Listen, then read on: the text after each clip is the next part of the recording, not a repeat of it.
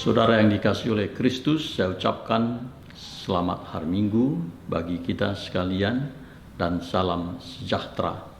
Puji Tuhan atas kebaikannya kita boleh bertemu kembali dalam minggu ini, khususnya dalam ibadah kita pada minggu kelima sesudah Pentakosta. Marilah kita memuji Tuhan dengan bernyanyi dari Kidung Jemaat nomor 33, Suaramu Kudengar.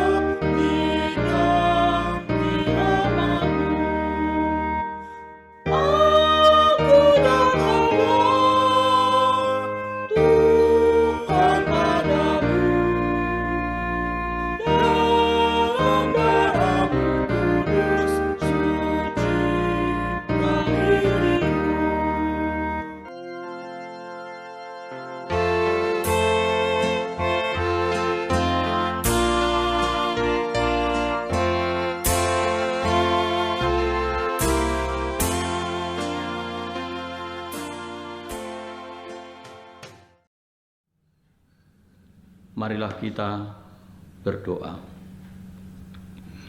Damai sejahtera Allah yang melampaui segala akal, kiranya memelihara hati dan pikiran kita semua dalam Kristus Yesus Tuhan kita.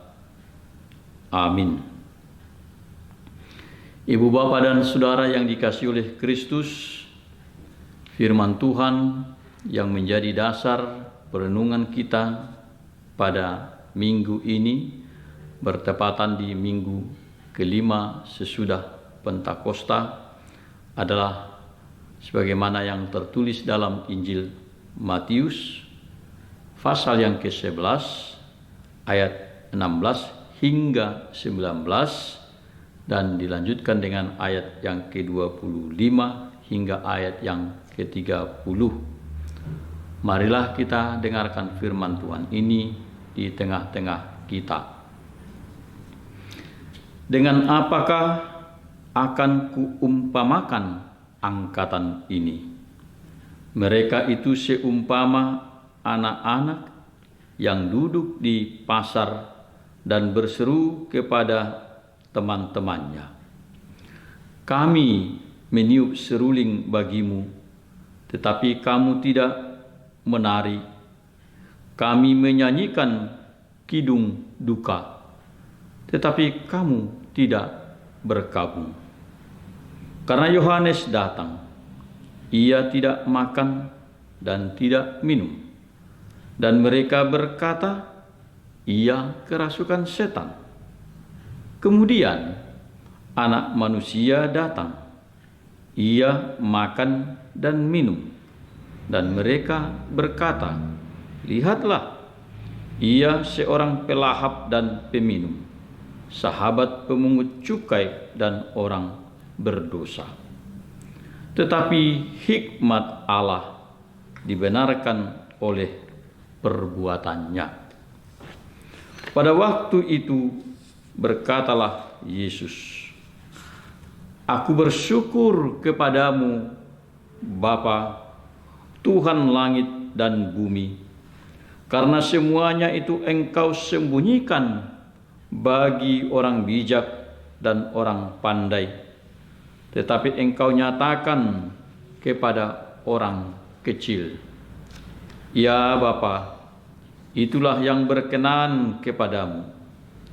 Semua telah diserahkan kepadaku oleh Bapakku, dan tidak seorang pun mengenal anak selain Bapa, dan tidak seorang pun mengenal Bapa selain anak, dan orang yang kepadanya anak itu berkenan menyatakannya.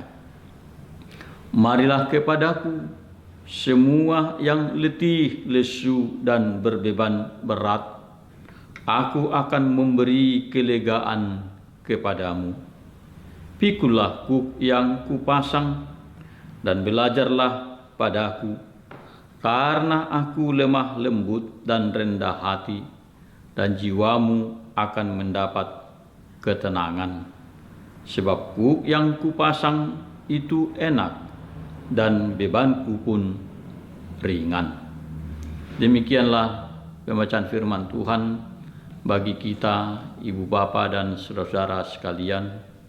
Yang berbahagia ialah kita semua yang mendengarkan firman Tuhan, dan terlebih kita yang hidup dalam kebenaran firman Tuhan. Saudara yang dikasihi oleh Kristus, berdasarkan perikop ini saya ingin menekankan satu tema bagi kita, yakni melayani dalam kuk yang baru bagi kita. Saya ingin memulai khotbah ini dengan satu pengalaman dengan seorang teman yang pernah saya kenal, yakni seorang teman yang dulu lulus dari sekolah teologi. Namun hingga kini ia tidak pernah mewujudkan impiannya untuk menjadi pendeta, melainkan ia bekerja mendampingi masyarakat dan anak-anak jalanan. Ia sangat peduli akan hadirnya generasi emas dari warga yang selama ini kurang mendapat perhatian. Generasi emas yang dimaksudkannya ialah angkatan yang berprestasi, yang tekun bekerja, yang punya kemandirian, dan punya tujuan hidup, sekalipun mereka dihantar oleh latar belakang dan kondisi yang sangat terbatas, yakni kemiskinan. Nah, untuk itu teman tadi selalu berusaha agar anak-anak atau generasi muda tersebut tetap menaruh impian akan masa depan yang lebih baik lewat dukungan pelayanan yang dilakukannya. Dan ia selalu menyebut mereka sebagai generasi emas. Saudara yang dikasihi oleh Kristus, apa yang ingin saya kaitkan dengan pengalaman teman tadi? Dalam perikop ini, Yesus menyoroti suatu angkatan pada zamannya, tetapi bukan generasi emas, melainkan Yesus sebut sebagai generasi atau angkatan yang bebal, yang tidak peduli dan tidak memiliki kepekaan atas pergumulan masyarakat dan orang-orang di sekitarnya. Angkatan itu adalah angkatan yang pada zamannya ketika melihat cara hidup Yohanes Pembaptis, mereka menghinanya sebagai orang yang kerasukan. Dan juga ketika melihat Yesus dalam pelayanannya yang peduli dengan orang-orang berdosa dan orang-orang yang terpinggirkan, mereka pun mencela dan mencemoohnya. Mereka adalah angkatan yang menolak kebenaran dan tanpa empati terhadap keadaan sekitarnya. Saudara yang dikasihi oleh Kristus, gambaran terhadap angkatan yang disebutkan oleh Yesus dalam teks ini sebenarnya telah juga digambarkan dalam zaman sebelumnya, yakni bagian dari umat Israel yang selalu menentang rencana Allah dan melakukan apa yang jahat di mata Tuhan. Maka dalam zaman Musa misalnya, hal itu juga telah disoroti dengan perkataan, tidak seorang pun dari orang-orang ini, angkatan yang jahat ini, akan melihat negeri yang baik, yang dengan sumpah kujanjikan untuk memberikannya kepada nenek moyangmu. Ulangan 1 ayat 35. Ya, ketika itu angkatan sebelumnya dari orang-orang yang berangkat dari Mesir tidak ada yang sampai ke tanah Kanaan atau tanah perjanjian. Mereka pada umumnya meninggal di padang gurun dalam perjalanan menuju tanah perjanjian. Dan mereka disebut sebagai angkatan yang degil hati. Jadi angkatan yang dikritik oleh Yesus juga dalam teks ini adalah generasi atau keturunan dari angkatan yang degil hati juga. Ibu bapak dan saudara yang dikasihi oleh Kristus, pada bagian selanjutnya Yesus mengungkapkan rasa syukurnya kepada Allah Bapa atas hikmat Allah dan otoritas yang diberikannya kepada Yesus. Yesus juga mengungkapkan hubungan pengenalan antara Bapa dan Anak. Dan hubungan itu tidak sekedar mengungkapkan hubungan personal, melainkan bagaimana misi keselamatan dipercayakan lewat pelayanan Yesus. Sebagaimana juga dikatakan dalam Injil Yohanes, inilah hidup yang kekal itu, yaitu bahwa mereka mengenal Engkau, satu-satunya Allah yang benar, dan mengenal Yesus Kristus yang telah Engkau utus. Yohanes 17 ayat 3. Nah, bertitik tolak dari otoritas dan misi Allah inilah Yesus menyerukan ajakan untuk menerima keselamatan bagi mereka yang mengalami pergumulan hidup. Marilah kepadaku semua yang letih lesu dan berbeban berat, aku akan memberi kelegaan kepadamu. Ayat 28. Saudara yang dikasihi oleh Tuhan, setidaknya ada dua hal penting yang dapat kita renungkan lewat perkataan Yesus dalam perikop ini, yakni yang pertama, bahwa kritik dan sorotan Yesus juga sesungguhnya masih relevan dalam kondisi zaman ini atas karakter dan sifat manusia yang masih banyak dipenuhi, baik itu iri hati, kedengkian, dan tanpa respek atas orang lain, sebagaimana disoroti Yesus pada zamannya. Mereka dapat disebut juga angkatan yang bengkok hatinya. Pada bagian lain, Paulus menasihatkan kepada orang Kristen bahwa orang Kristen itu harus menunjukkan jati diri yang berbeda dari dunia yang disebutnya sebagai angkatan yang bengkok hati.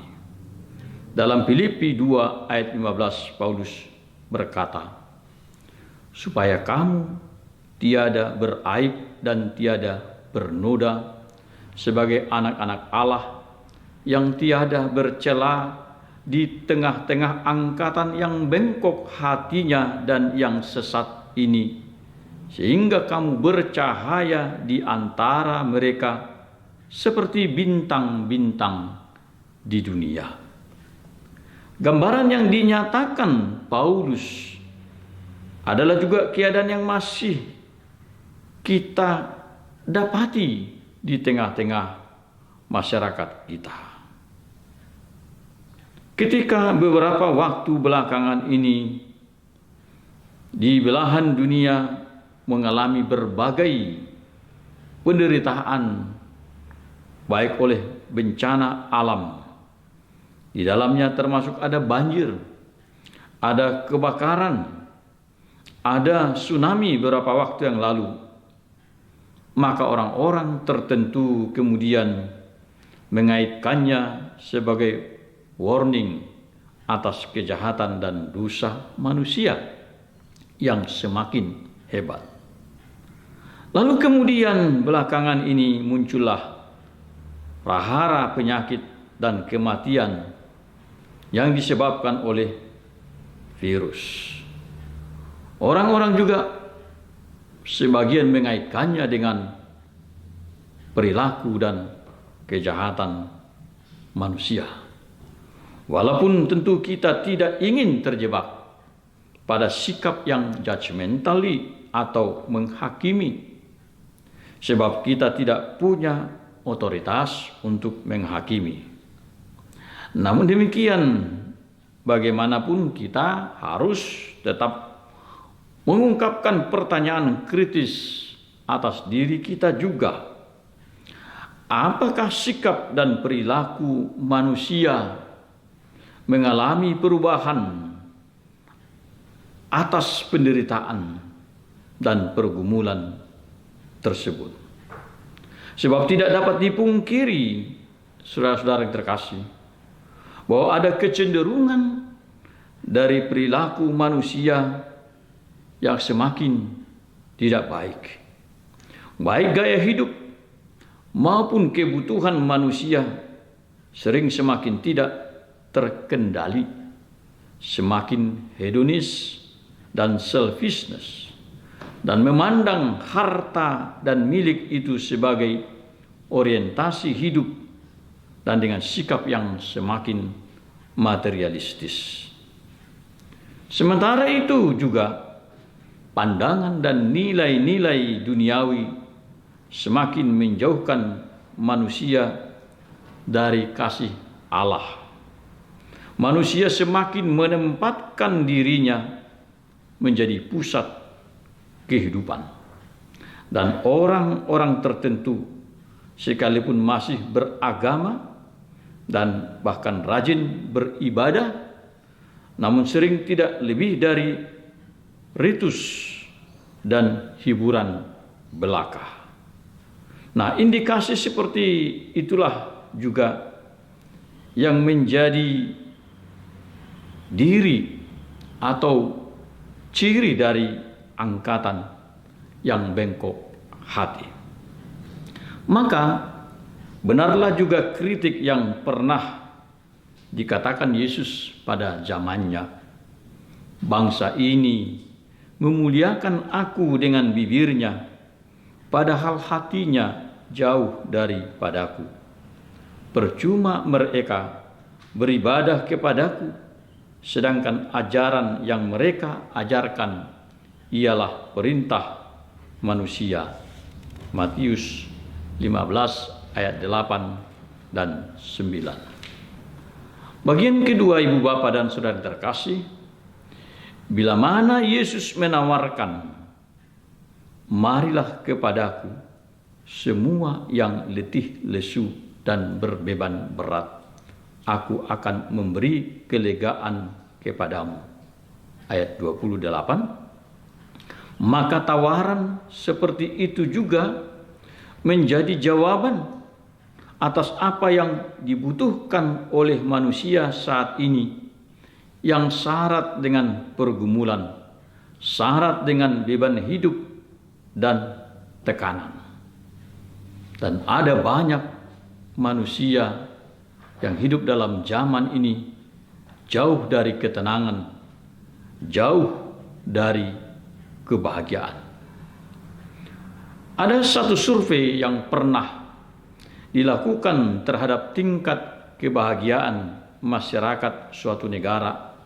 Survei ini dilakukan tahun 2019 yang lalu oleh PBB atau United Nations Organization, dan menemukan atau memaparkan bahwa Finlandia itu menempati urutan teratas dengan indeks kebahagiaan 7.769. Variabel yang diukur adalah berdasarkan income per kapita, juga menyangkut kebebasan, kepercayaan, harapan hidup sehat, dukungan sosial, dan kemurahan hati dari warganya. Nah, tentu saja titik fokus dari indikasi tersebut terletak pada tata cara kehidupan yang memuliakan dan menghargai manusia di dalamnya. Sekalipun kita tetap akan katakan bahwa apa yang ditawarkan Yesus dalam teks hari ini tetap memiliki kelebihan dari semua aspek kebahagiaan yang menjadi ukuran bagi manusia dalam kondisi yang mengitarinya. Namun kita memang disadarkan atau menyadari bahwa ada banyak persoalan-persoalan, baik secara politik, ekonomi, kesehatan, masalah keluarga, dan masa depan anak-anak menjadi hal-hal yang menekan dan sering menimbulkan stres yang tinggi bagi kita. Bahkan orang-orang tertentu kadang oleh ketidakmampuan untuk menemukan solusi sering justru mencari pelarian dari kenyataan hidup. Maka kalau kita misalnya melihat orang-orang tertentu seakan happy, mereka bernyanyi, mereka aktif bersosialita, tapi mereka belum tentu sebagai orang-orang yang bahagia hidupnya. Ada banyak orang yang mencoba mengesankan rasa bahagianya dengan memamerkan apa yang terlihat seakan menyenangkan dan seolah-olah mereka penuh sukacita, tiada beban. Walaupun sesungguhnya kita tidak mudah menyimpulkan sedemikian, sebab kita tidak dapat masuk dalam inti pergumulan hidup mereka yang terdalam. Dan biasanya orang yang bahagia itu tidak suka pamer kebahagiaan, tetapi justru menjalaninya secara wajar. Kita dan masyarakat kita mengalami banyak pergumulan hidup dan ketidakbahagiaan. Nah, Yesus mengajak kita untuk datang kepadanya, sehingga beban berat itu akan menjadi ringan dan lega. Namun demikian, Ibu, Bapak, dan Saudara, tawaran Yesus itu disertai dengan ajakan untuk bersedia memikul kuk yang dipasangnya dan kesediaan untuk belajar padanya. Pada ayat 29 dan 30 dikatakan, "Pikullah kuk yang kupasang dan belajarlah padaku, karena aku lemah lembut dan rendah hati, dan jiwamu akan mendapat ketenangan. Sebab kuk yang kupasang itu enak dan bebanku pun ringan." Kesediaan belajar dari Yesus menjadi syarat untuk mengalami, menerima ketenangan itu. Belajar pada Yesus dimaksudkan untuk meniru dan mengikuti bagaimana Yesus mengatasi, bagaimana Yesus menyikapi dan menjalani kehidupan serta pelayanannya. Dan belajar kepada Yesus adalah juga belajar tentang ketaatannya kepada Bapa dan bagaimana ia merespon persoalan, tekanan, dan pergumulan yang juga disebabkan dari orang-orang yang membenci dan menolaknya. Saudara yang dikasihi oleh Kristus, bila Yesus mengatakan, "Belajarlah kepadaku dan pikulah kuk yang kupasang dan bebanku ringan," tentu saja kita tidak sedang diajak untuk bermimpi, membayangkan ketenangan jiwa yang utopis, yang seolah-olah steril dari pergumulan. Namun pengandalan akan kuasa Tuhan itu akan menolong, menenteramkan, dan menenangkan jiwa kita. Sebab kita tahu dan menyadari sungguh kemana arah dan tujuan perjalanan hidup kita. Yesus mengatakan, "Pikullah kuk yang kupasang," atau new yoke.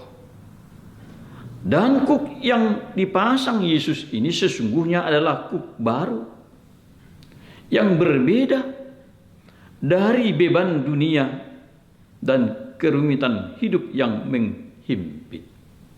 Sebab kuk yang akan kita pikul yang diberikan oleh Yesus adalah kuk pelayanan, yakni melayani sesama dan melayani Tuhan sebagaimana dilakukan oleh Yesus. Bila kuk baru yang kita pikul itu adalah pelayanan, maka sekalipun kadang itu berat dan seakan menjadi beban, namun itu akan selalu menghadirkan sukacita. Sebuah penggalan lagu, saya kira kita pernah atau sering menyanyikannya, mengungkapkan seperti ini: "Tiada lebih indah ku melayani Yesus, walaupun susah dan berat jalanku. Takkan aku undur sebelum berakhir hidupku, sebab ku tahu Yesus menopangku."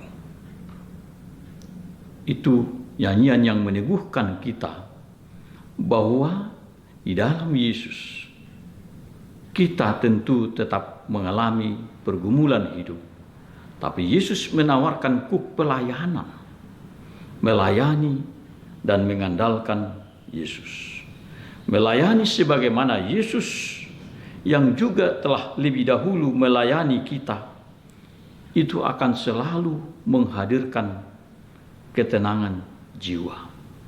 Dan makna kehidupan yang kita jalani sesungguhnya akan lebih bermakna ketika hidup itu menjadi sebuah pelayanan bagi Tuhan dan bagi sesama. Amin. Kita berdoa. Terima kasih ya Tuhan, kami boleh sejenak disapa oleh firman-Mu. Kami menyadari bahwa tanpa kuat kuasa Tuhan, tanpa pertolongan Roh-Mu, kami tidak mampu memahami apalagi melakukan kebenaran firman-Mu. Oleh sebab itu Tuhan, kiranya Engkau menuntun mengajari kami dalam tuntunan dan kuasa Roh-Mu, sehingga kami dapat memahami kehendak-Mu, melakukan firman-Mu. Engkau menawarkan bagi kami ya Tuhan kuk yang baru, yakni kuk pelayanan. Sementara itu kami juga menjalani kehidupan yang penuh dengan pergumulan, tekanan di sekitar kami, dan tantangan kehidupan. Ada kalanya kami merasakan himpitan dan juga kesesakan. Tetapi Engkau ya Tuhan Yesus menawarkan bagi kami pertolongan-Mu, keyakinan penuh pada-Mu, bahwa di dalam Engkau akan ada kelegaan dan ketenangan jiwa. Berilah kami kemampuan ya Tuhan untuk dapat mengikut Engkau, melayani sesama, sekalipun kami masih menjalani kehidupan yang penuh dengan tantangan dan pergumulan. Berkatilah setiap kami anak-anak-Mu ya Tuhan, dalam keadaan apapun yang kami hadapi saat ini. Ada pergumulan, kesesakan dan kesedihan. Bahkan orang-orang yang masih menderita karena sakit penyakit yang butuh pemulihan. Ada orang yang mengalami kesedihan karena kehilangan orang terkasih mereka. Ada orang yang mengalami pergumulan karena kesulitan hidup sehari-hari dan ketidaksediaan apa yang selalu dianggap menjadi kebutuhan hidup. Tetapi dalam kesemuanya itu kami yakin sungguh Engkau akan memulihkan, menopang, mencukupkan apa yang menjadi kebutuhan hidup kami, dan agar kami terus bersandar kepada belas kasih-Mu. Berkatilah kami semuanya ya Tuhan. Berkati firman-Mu bagi kami, bagi setiap pribadi yang bergumul, bagi keluarga, dan bagi masyarakat kami, bahkan masyarakat dunia yang masih mengalami pergumulan saat ini. Terpujilah Engkau Tuhan. Biarlah firman-Mu yang menjadi kekuatan bagi kami menjalani hidup, melayani Engkau dan sesama. Dalam Kristus Yesus kami berdoa. Amin. Saudara yang dikasihi oleh Kristus, marilah kita saat ini memuji Tuhan lewat nyanyian Kidung Jemaat 363, Bagi Yesus Kuserahkan.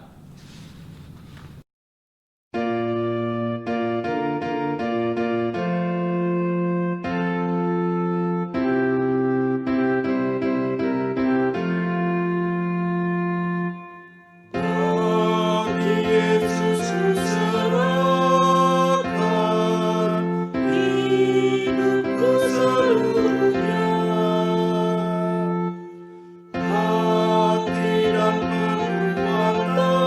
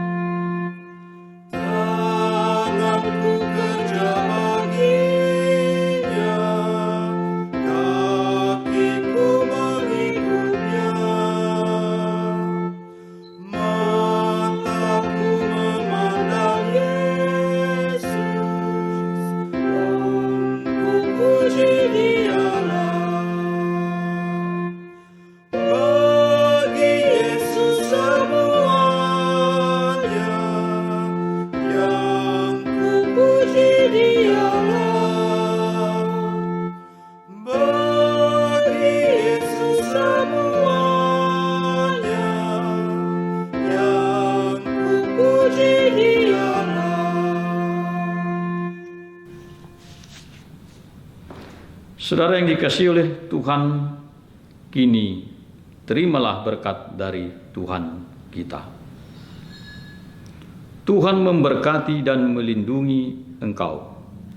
Tuhan menyinarkan wajah-Nya kepadamu dan memberikan engkau kasih karunia. Tuhan menghadapkan wajah-Nya kepadamu dan memberikan padamu damai sejahtera. Amin.